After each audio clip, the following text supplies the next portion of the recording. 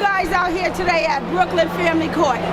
Hi, my name is Tamika Willis. I'm with FPA Progressive Advocacy, and we're bringing awareness today that I had a forced allegation through Grand Wyndham, and we're here to bring awareness and let people know that we need legislation change for foster parents.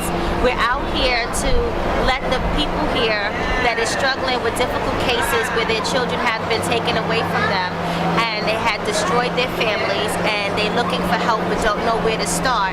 So we're letting them know today that their voices could be heard and that we have help out there for you, and that just to let them know that we're here, we understand that we could help support them through their difficult cases with their children from ACS. Also, we're here for Ms. Breaker to help support her, to help get her nephew back in her home that has been taken away from her and her family. So we're bringing awareness to everyone that what's happening in foster care and that these things need to stop what's happening to our children in the system. Hello, my name is John Lance. I'm with FPA Foundation. I'm a adoptive foster parent for 12 years. I've been taking care of children pretty much on my own, and I'm here for false allegations by ACS, and I'm here in support of other foster parents, adoptive parents, regular parents, and children from different type of allegations. Fortunately, I have a good agency I'm with, but ACS is really violating, and they should be held accountable for their attitudes, the way they're treating these parents and treating these children. So I'm in support. I'm here at the courthouse to let it be known that somebody's here to help them. I'm a John Lance from FPA. Hello, my name is Myrna Bays, and I am a kingship foster grandparent with Abbott House, and I am a member of FPA Foundation. And I am here because I have a kingship. I have a grandson in foster care for 7 years, which I would have adopted 5 years ago if it was not for the corruption these agencies are doing, and ACS is covering up for them. And now I have another case with my son and his wife and 4 little girls with ACS. ACS is breaking up homes, separating families, giving him the runaround for the visits right here in this court. His lawyer is not doing absolutely nothing. I called him. I said, when are you giving my son the right to visit? The case planner from ACS Brooklyn, Ms. Anderson, we keep calling her and asking her, when are we going to visit with the girls? And she does not establish a visiting day. And why are you taking kids away from their homes to put them in foster care? I have 2 cases. I have my grandson in foster care for 7 years, and nothing is being done. They took him away from the mother. They gave him to me. The mother, they haven't terminated the mother's rights.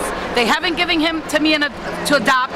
And now the same thing is happening with my son, with their daughters. And kids are dying in ACS case, in ACS, in CPS, under the care of CPS. Kids are dying and being mistreated and abused.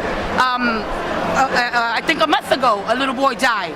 And we have so many cases, and we're here to expose this, to look to see if someone can legislate. Something needs to be done with ACS and foster care agencies in New York City and all over the world.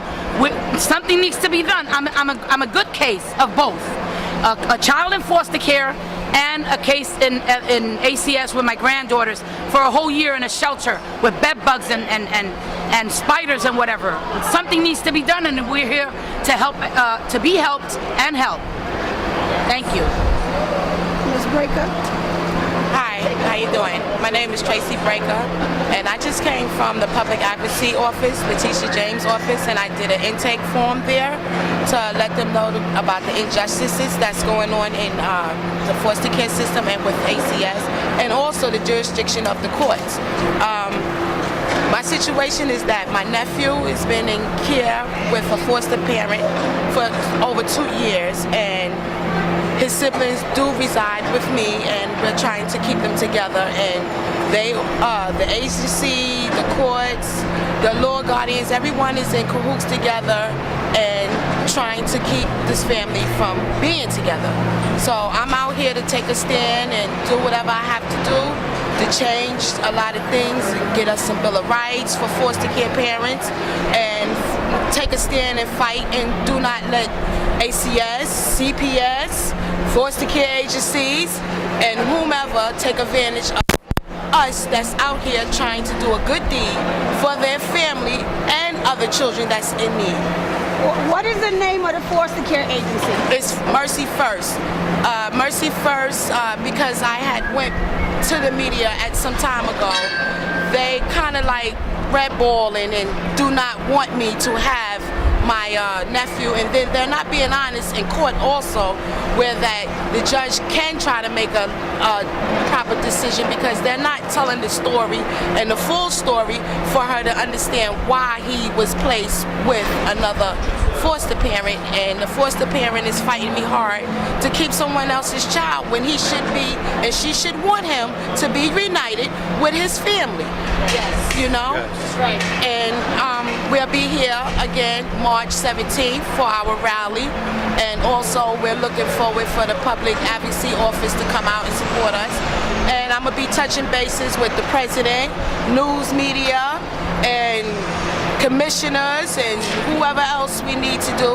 And I support the FPA Foundation greatly, because they are the one that had got me the visitation rights to even see my nephew from 2 years ago and even get phone calls. So I stick hardly for FPA, and I'm with them to stand for the right and for us to have rights, because they're the only one that's out here that do care and willing to fight CPS and whoever they need to fight to give us our beneficial rights.